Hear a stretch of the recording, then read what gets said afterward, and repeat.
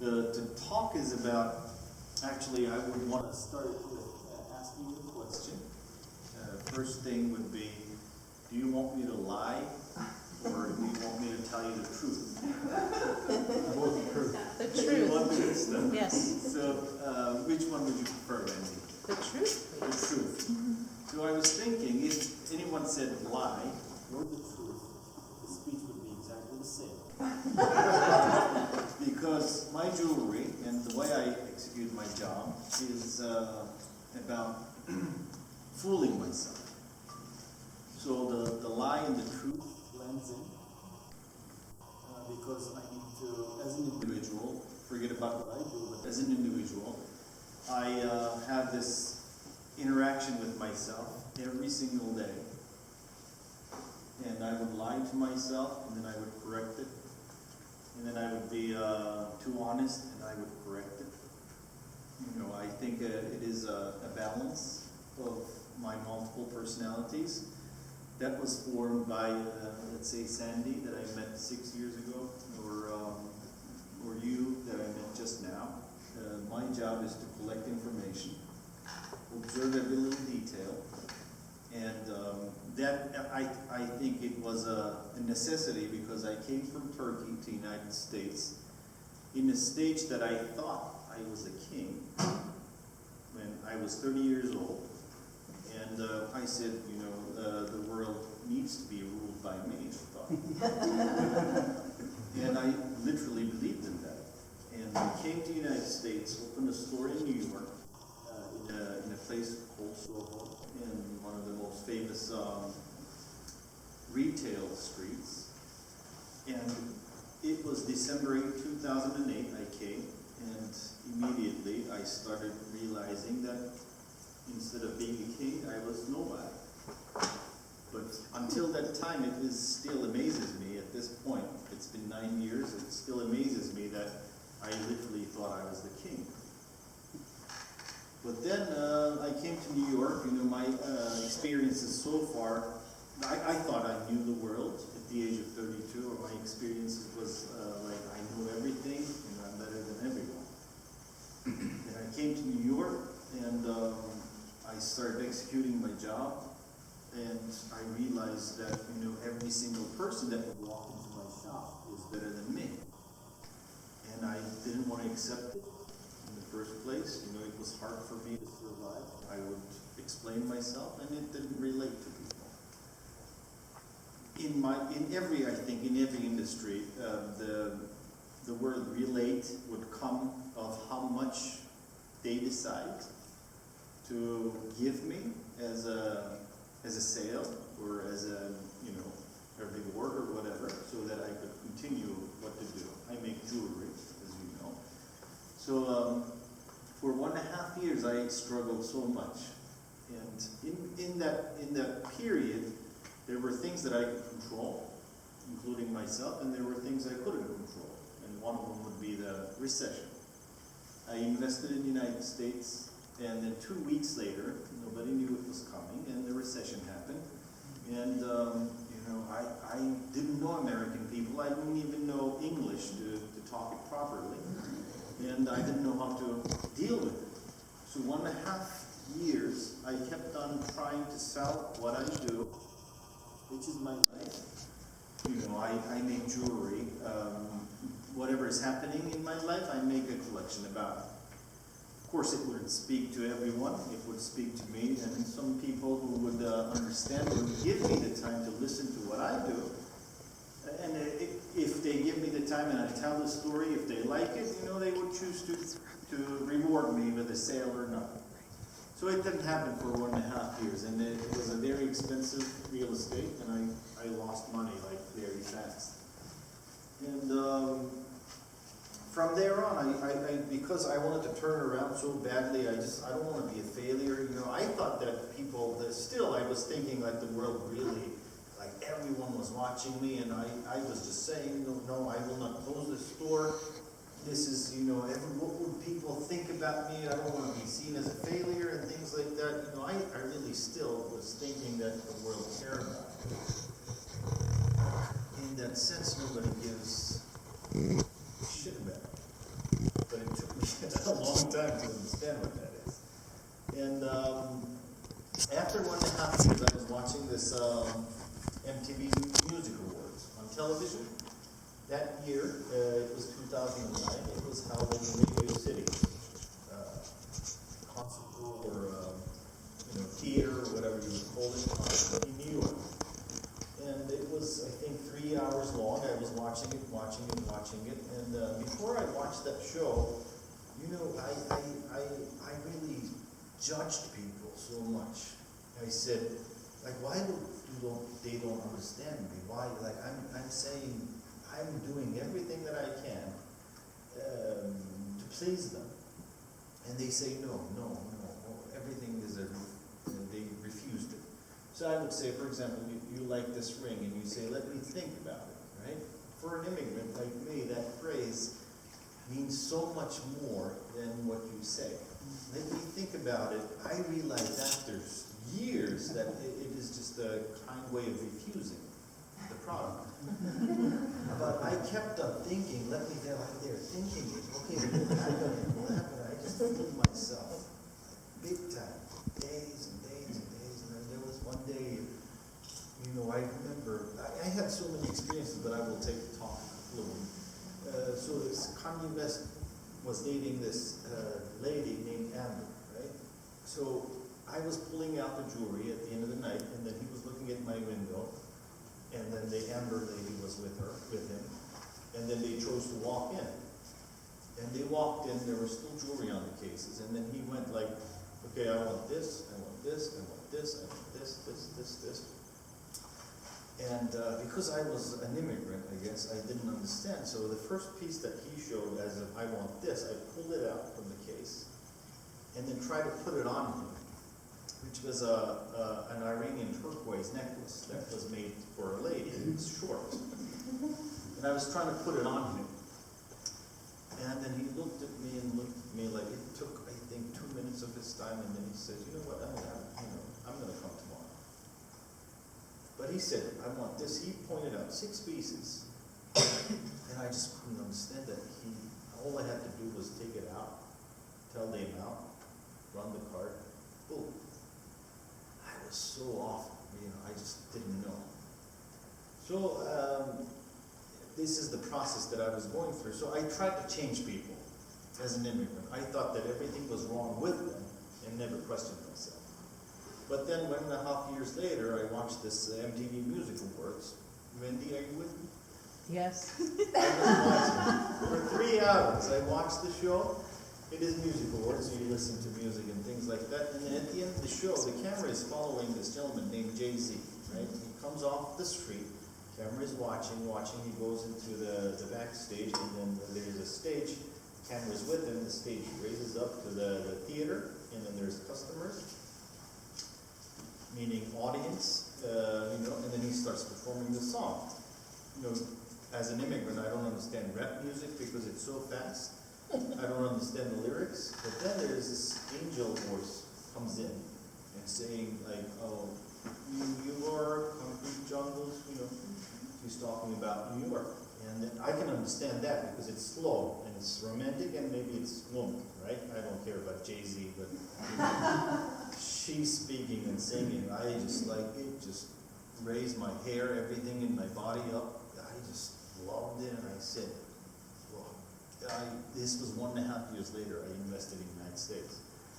And then I realized, look, you're in New York City, this is the capital of the world, this is like the game is so much bigger than you think you are.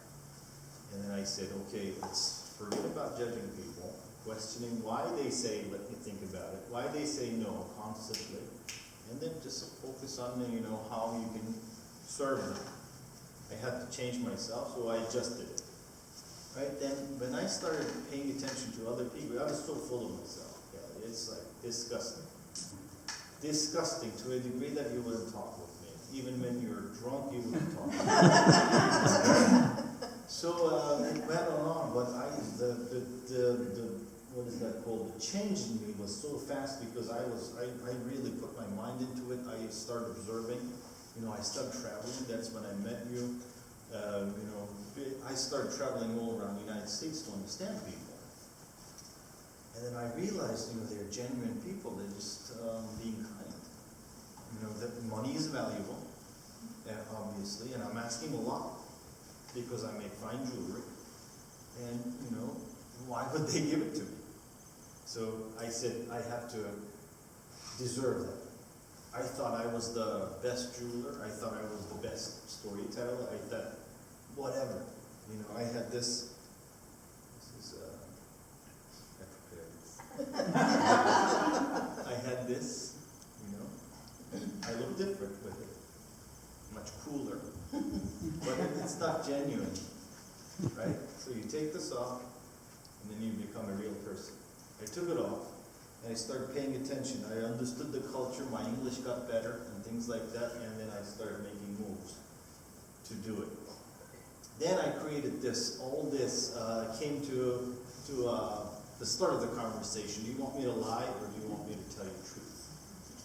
The first thing that I asked myself while in this transition was this. Because lying or acting like someone else and things like that, people can sense this very quickly. So I realized I did them both, and I'm doing it still. So then I started thinking about who I am, and I said everyone has got multiple egos. And I would call them in the simplest way, I'm my naive ego, and I am my wild ego at the same time. And I realized when I kept on saying the word naive, in American culture it is translated as being stupid. I meant being genuine, not in a stupid way, but very genuine. So, I would ask Sandy her opinion, how would you describe this ego interaction? She would use nice and bad, or things like that. I think I saw badass motherfucker in the ring. So anyway, it is all us, multiple egos. And I said to myself, to get rid of this failure, I said to myself, embrace your shadow or it will kill you. Because I know Kelly likes me because I am Turkish. I am who I am, because of my fundamentals, because of how I react to the world, because of how I speak. Some movies they would say, oh, I love this accent. This is very genuine, I love this accent. So I start dealing with egos, the personalities. Then I start putting up collections, the back-to-back, talking about my failures to myself. And then I realized it spoke to people. It spoke to people because I'm talking with Wendy, for example, today. She has 3 kids, right? She has this ring for 25 years ago, I think you said to me? 20 years ago. And I said, look, I cannot compete with that. It's a love ring that Daryl gave her. So, but I would like to compliment it because I know there's something missing in it. But who am I to talk about Wendy's life? I'm nobody, even though I think I am everybody. It's a constant thing. I think we all have that. And I use this as a tagline for my jewelry called Embrace Your Shadow or It Will Kill You. These are not my words. When people look at my work, they think that, they have never seen this before. Which is a positive thing. It feeds my ego also, Why? What is my inspiration? People ask me a lot, what is my inspiration? What is my inspiration? The truth is, and there's a lie to it also, but the truth is, it is my request for validation. My media is jewelry. I ask for compliment from people through my jewelry and my stories. Then time passes, and I realize that whatever is happening in my life, I tell them without knowing. I would fall in love, I would talk through my jewelry. Because of, again, unfortunately, asking for validation, asking for, patting on my head, saying that, oh, you did a good job, you're good, this, that. It feeds me. I just cannot help it. It just feeds me. Keeps me going. And, over the course of, since that 2009, people realized what I do. That's why I'm here today, and you're here today. People realized what I did. what I do, and they're curious about it, and they became collectors that, every single part of my life, through whatever I'm going through, they want to collect that, which is like extremely unreal, right? But it is fantastic. It feels so good. And sometimes I would tell love stories. Sometimes I would tell deeper stories. Sometimes I would tell commercial stories. And the collectors like Sandy, she would know that I did this to make money, and she would choose to stay away from it, and she would choose to collect my deeper sides because of how she filters life. Everyone is different. No, you cannot change anyone. You cannot change me. Only I can. But the media that I was talking about, the media of putting words into metal. This is not a title that I gave to myself. People start to call me goldsmith for words, even though I work with precious metals, not only gold, platinum, silver, and things like that.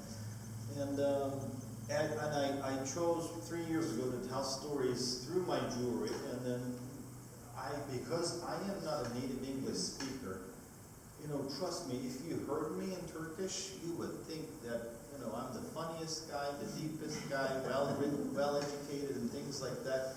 But when it comes to English, I don't have that equipment. And because I'm lacking in it, I try so hard to improve. So I start to put up stories and things like that. I would ask, there was this, back then, there was this a circle of people that I would text what I wrote, and they would correct me with the grammar and things like that. And all of them, I don't know for what reason, all of them would tell me, Daryl, that, even though this is the correct version to say these, I think the way you said it was much more powerful with that broken English type of thing. And then I use that, my job is to observe, as I said.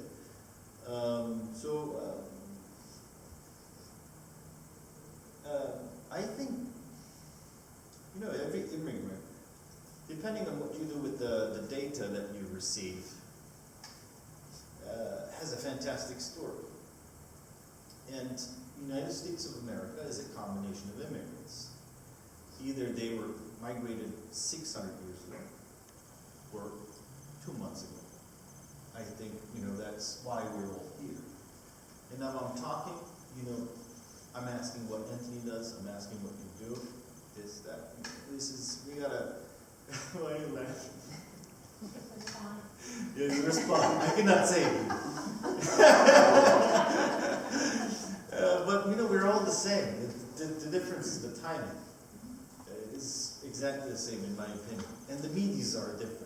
So you would be a doctor, you would be this, that, and I'm a jeweler. And I think when you start looking in and being honest with yourself, the doors open up. So it's repetition of the same things that I'm saying, but I hope. I was having this conversation with a lady today named Emily. She has 2 kids, right? She was a mother back then. She got divorced with the husband. So as a man, when I look at women and mothers, they're completely a different world. Because by nature, they're given these instincts to take care of multiple people. And again, that instinct sometimes makes them forget about taking care of themselves. That is interesting to me. So, and I'm a man, I'm a father of 2. But, I find this almost infinite giving in mothers and women unreal. It's God-given in my opinion. I'm a Muslim, by the way. I'm a practicing Muslim. I believe everything happens is from God. Sometimes I think that it is stupid to say that even myself, but I'm a believer of that because it makes me feel relieved. If something doesn't go wrong, I say, okay, that's God's decision. I cannot change that. It gives me the shortcut exit. And the women, how giving they are. I think a lot of women, I think maybe all of them, I would say, like increase it and say all of them, they just forget who they really are. Either through taking care of their moms, aunts, their man, their kids. Like they take care of everybody except themselves, it seems like to me, as an outsider, as a man. I can never know how a woman would feel because I'm not a woman. But, I wish they will forget sometimes and be selfish. Because it is these movies that they do about New York. So in New York, there's the statistics about women population is 5 times more than men population. And among these men, half of them are gay, so it's almost 1 to 10 proportion of, and then, when you see all these movies, all these Facebook posts, and you forget how valuable they are. And I just don't like that. And I hope, with what I do, if they choose to read what I do, I hope they will remember who they are and act accordingly, because it sounds sad. In my culture, it is the ladies are the queen, right? So you do everything you can to please them. And I think that's how God wired it with us. You take care of the world, you hunt, bring, and then your lady would take care of you. The reason I'm saying all these is because for the people who would care is, there's this latest collection is all about that, but this TED Talk is not about marketing. But it's a good memory. I would remember this video, watching it back in, if God allows me to live another 10 years, I would watch it back and remember tonight, and it would be amazing. But the talk is almost ending. It's about embrace your shadow, for it will kill you. Please do not forget about this. Thank you for listening.